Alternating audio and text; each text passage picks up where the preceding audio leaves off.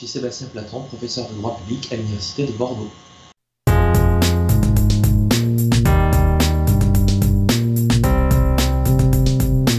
Alors, cet arrêt Miller, il est très intéressant, même si finalement il n'a pas servi à grand-chose. C'est un arrêt, je rappelle, par lequel la Cour suprême du Royaume-Uni a estimé qu'une autorisation du Parlement britannique était nécessaire avant que le gouvernement puisse notifier l'intention du Royaume-Uni de se retirer de l'Union européenne au sens de l'article 50. Autorisation parlementaire qui a été accordée au gouvernement avec une facilité désarmante et sans aucune condition. Donc ça n'a finalement pas du tout ralenti le processus. Mais l'arrêt Miller est malgré tout intéressant pour plusieurs raisons. D'abord parce que il affirme, ça avait déjà été fait, mais là il affirme encore plus clairement et de manière encore plus étayée que en droit britannique, l'appartenance à l'Union est une question d'importance constitutionnelle. Et la deuxième chose que je trouve intéressante dans l'arrêt Miller, même si ça n'est pas véritablement quelque chose que la Cour suprême dit clairement, mais c'est vraiment quelque chose qu'on peut lire entre les lignes, c'est que la Cour suprême semble considérer que il existe en droit britannique une sorte de monisme limité aux questions du droit de l'Union européenne. Le système britannique est un système dualiste dans lequel le droit international est considéré comme complètement séparé du droit interne et le droit international n'a que la valeur en droit britannique des normes de réception qui l'introduisent en droit interne.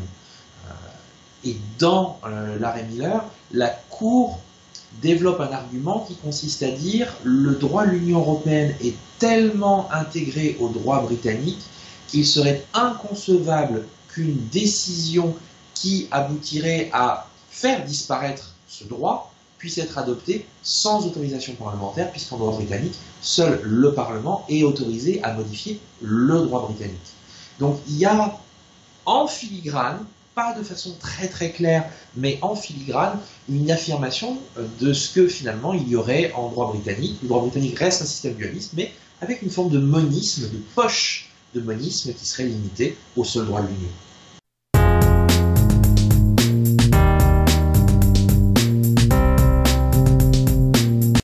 Alors, il y a deux questions qui ne sont pas résolues par cet arrêt.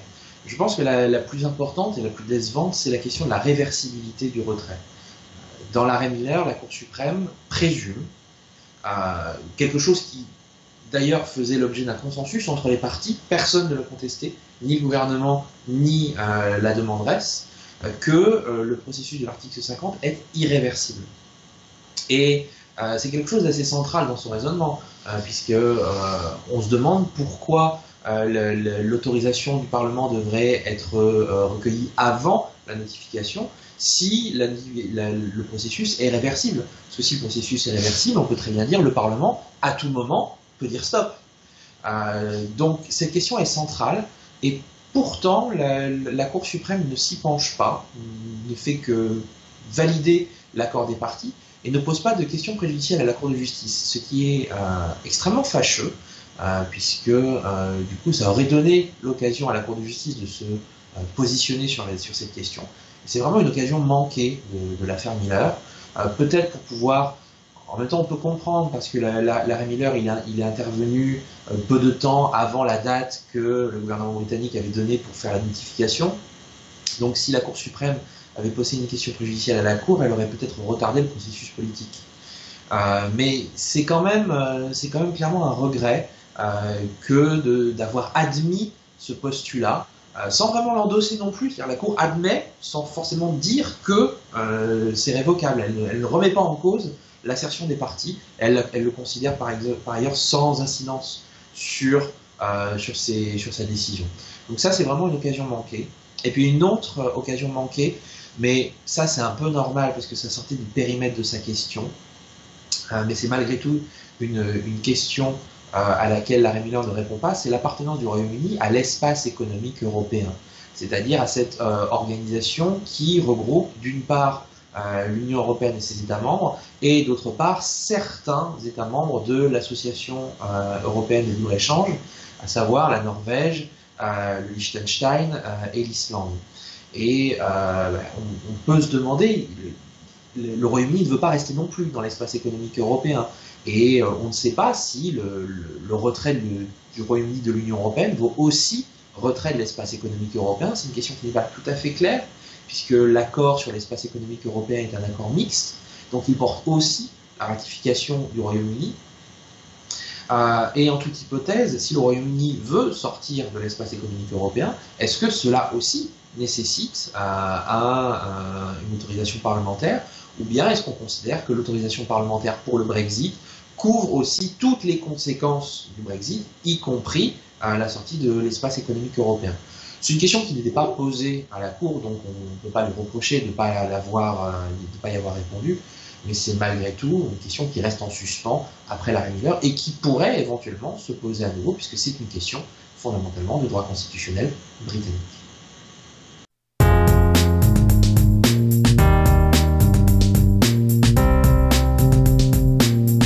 En décembre, un accord de principe a été trouvé entre le Conseil européen et le Royaume-Uni sur ce qui était considéré comme les problèmes les plus importants et les plus urgents, à savoir les droits des citoyens, aussi bien les citoyens britanniques dans l'Union européenne que les citoyens européens au Royaume-Uni, la question de la facture et la question de la frontière nord-irlandaise. Et donc en décembre, le Conseil européen a acté que des progrès suffisants avaient été accomplis dans ces négociations, ce qui a permis de passer à l'étape postérieure des négociations, celle dans laquelle nous sommes actuellement. Ça ne veut pas dire pour autant, il ne faut pas se leurrer, que tout a été réglé en décembre sur ces questions-là. Il y a encore pas mal de questions qui restent en suspens sur les droits des citoyens. L'accord de principe est très vague, même si les grandes lignes sont réglées, mais il y a des questions qui restent, comme par exemple, est-ce qu'un citoyen de l'Union, un citoyen britannique en France post-Brexit pourra bénéficier le principe de la liberté de circulation pour aller dans d'autres pays? Tout ça n'est pas du tout fixé. Mais grosso modo, l'idée générale, c'est que les citoyens de part et d'autre verront leur statut migratoire, on va dire, fixé. On ne pourra plus remettre en cause leur statut migratoire à vie. Les grandes lignes de la facture britannique ont été aussi posées. Tout le monde s'est à peu près mis d'accord, pas forcément sur le chiffre, mais sur la méthodologie pour calculer la facture finale. Et c'est vraiment sur la frontière irlandaise que je trouve cet accord de principe est le plus léger, parce qu'il n'y a pas grand-chose dans le rapport joint sur lequel le Conseil européen a statué en décembre.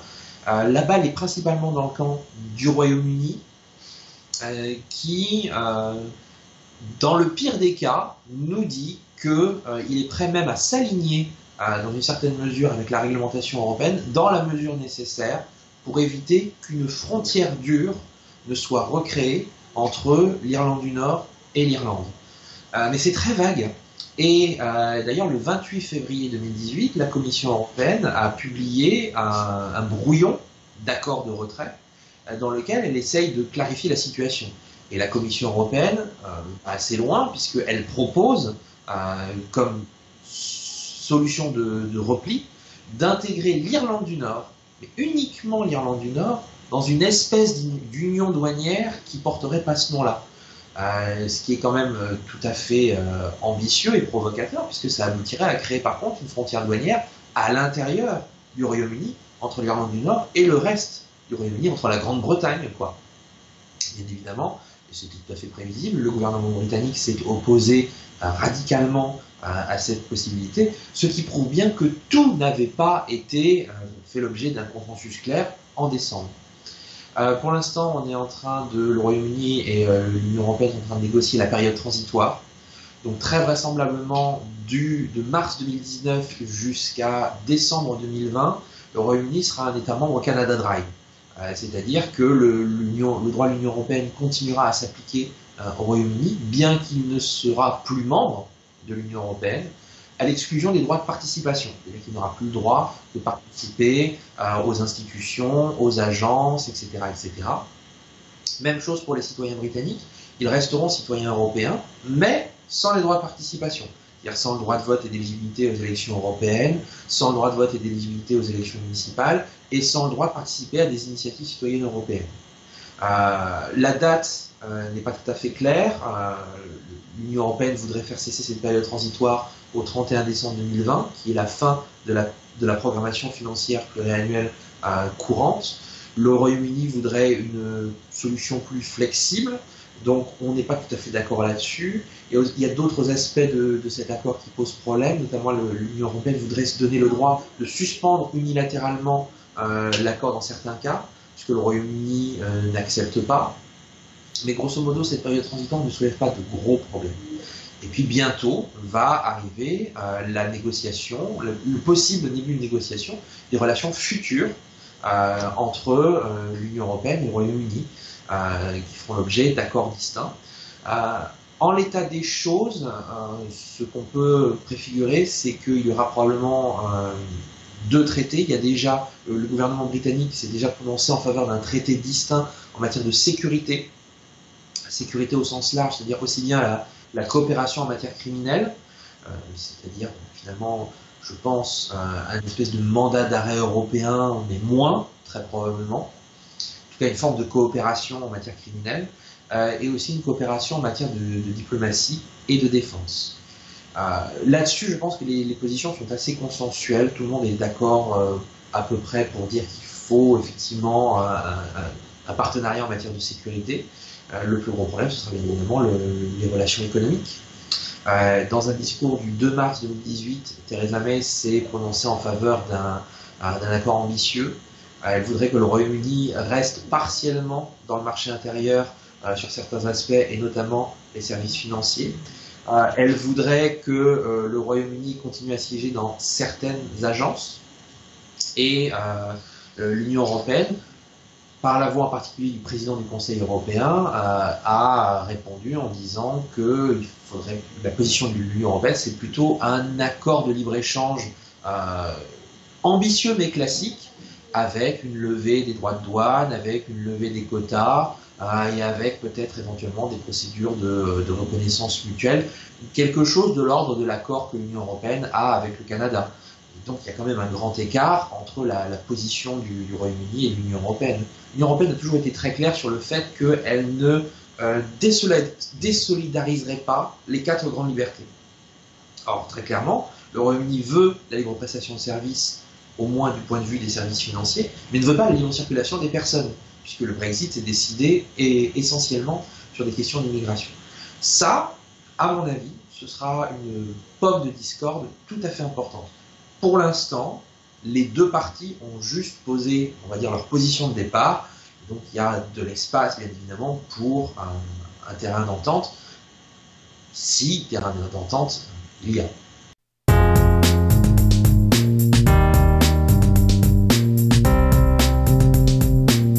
Alors je me permettrai de commencer en répondant par une boutade. Très clairement, les lois de la probabilité ont été abolies le 23 juin 2016. C'est-à-dire à la date du référendum. Et depuis, l'improbable est devenu probable, et même devenu possible, et même devenu vraisemblable. Donc, à peu près tout est possible. La situation politique au Royaume-Uni est extrêmement mouvante. Il ne faut pas oublier que Theresa May a perdu sa majorité au Parlement, et que sa majorité désormais est suspendue à un accord avec le parti unioniste DUP, parti irlandais unioniste DUP, et que c'est une majorité très fragile, et d'ailleurs qui a été atteinte, directement touchée par ce dont je parlais auparavant, c'est-à-dire cette proposition qu'avait fait l'Union européenne de garder l'Irlande du Nord dans l'Union douanière, qui aboutirait à créer une frontière douanière entre l'Irlande du Nord et le reste. Donc Theresa May est plutôt affaiblie. Pour autant, en face, on ne peut pas dire que le Parti travailliste soit au sommet de sa forme. Jeremy Corbyn est très impopulaire. Sa position est plutôt celle, pour le coup, d'une union douanière entre le Royaume-Uni et l'Union européenne. Donc si jamais il arrive au pouvoir d'ici avant la fin des négociations, on ne peut pas exclure ça non plus. En l'état des choses, si on essaye de raisonner purement en éliminant tous les accidents et toutes les éventuelles périspéties comme une révocation de l'article 50, c'est pas complètement impossible non plus, ou une prolongation du délai, c'est pas complètement impossible non plus. Mais si on essaie de raisonner sur la base de la façon dont les choses se sont déroulées jusque-là, et si on essaie de prolonger, on peut se dire qu'on s'achemine vers un accord de retrait, ça avance, une période transitoire, donc ce qui veut dire que le Royaume-Uni resterait un État membre au Canada Dry jusque fin 2020, un traité en matière de sécurité, c'est très probable qu'il y aura une coopération criminelle, une coopération en matière criminelle, une coopération en matière de défense, une coopération en matière de diplomatie, et un accord commercial, un accord économique qui sera peut-être plus qu'un accord de libre-échange et qui sera très vraisemblablement moins que la situation de la Norvège, du Liechtenstein, de l'Islande, etc., etc., quelque chose qui serait entre les deux. Mais ce que ce sera très exactement, ça c'est très difficile à imaginer pour l'instant.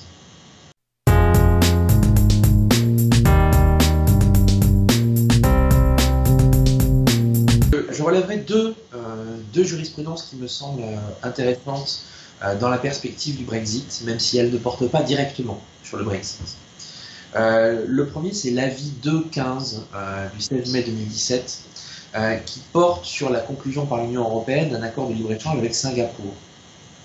Et ce qui est intéressant dans cet avis, c'est que la Cour de justice est très généreuse en termes de compétences. Elle considère que la majeure partie de l'accord est couverte par la compétence exclusive de l'Union européenne. Alors il y a quelques exceptions, notamment en matière d'investissement indirect et en matière de règlement des différends entre les États et les investisseurs, mais globalement, et contrairement à l'avocat général, Eleanor Sharpston, qui était beaucoup plus partagé et considérait qu'il y avait beaucoup plus de dispositions dans l'accord qui relevaient de la compétence partagée entre les États membres et l'Union européenne, la Cour de justice voit une compétence exclusive très large de l'Union européenne. Et ça pourra être utile au final dans le cadre du Brexit, puisque ça peut indiquer que l'accord sur les relations futures que l'Union européenne devra conclure avec le Royaume-Uni pourrait lui aussi, en fonction de son contenu, relever de la compétence exclusive de l'Union européenne. Tout dépendra bien évidemment de son contenu exact, mais on peut envisager qu'il soit de la compétence exclusive, ce qui arrangerait beaucoup le Royaume-Uni, puisque ça éviterait d'avoir à passer par un processus de 27 ratifications nationales.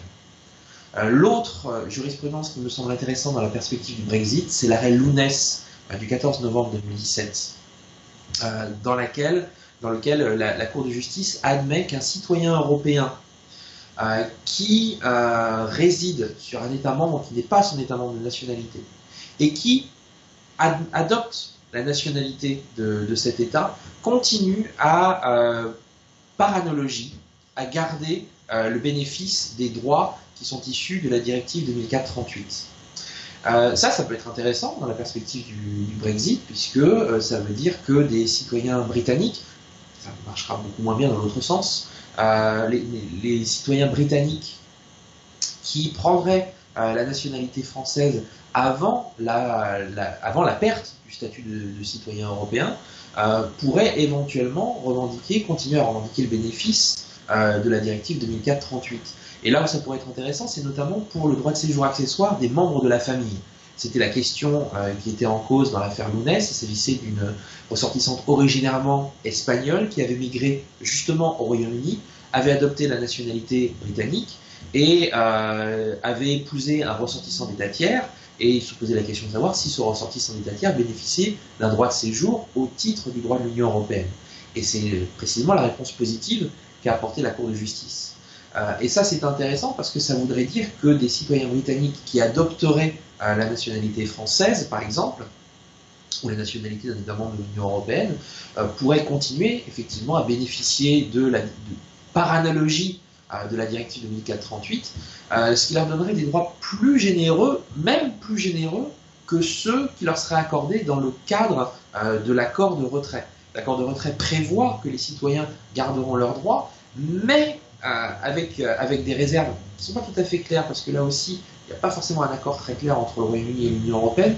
La question de savoir si ça pourrait s'appliquer, par exemple, au conjoint si le mariage a eu lieu après le Brexit ou après la perte du statut de citoyen européen. Donc ça voudrait dire que la naturalisation, dans la perspective de la reine Lounès, permettrait de continuer à bénéficier du droit de l'Union européenne dans une mesure un peu plus large que ce que permet l'accord de retrait.